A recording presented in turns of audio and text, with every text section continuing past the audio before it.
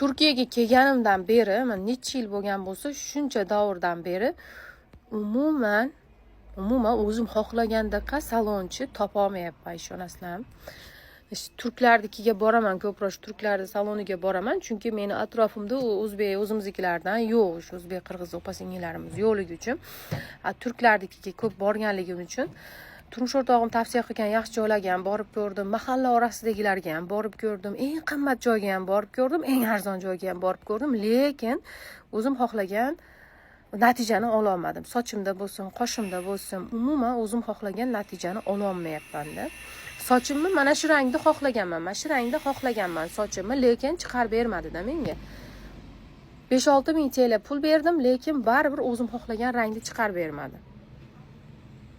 10 ming pul berdim, ashunda ham o'zim xohlagan rangni chiqarib bermadi. Nimaga bunaqa? Qoshimni normalniy qilib, men qoshimga hech narsa qildirmayman, просто terdiraman xolosda.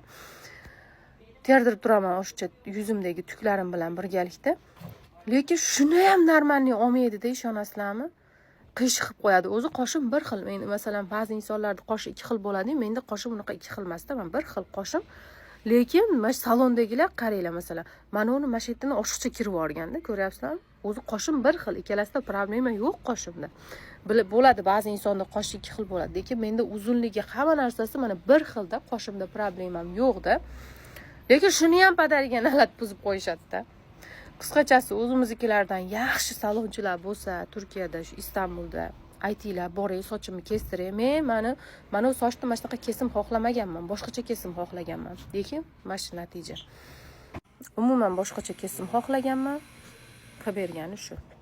Shu uchun ham iltimos atmetka qilinglar, birontasini aytinglar, men o'zim borib chiroyli qilib sochimni kestiray. Shu. Ha, bor.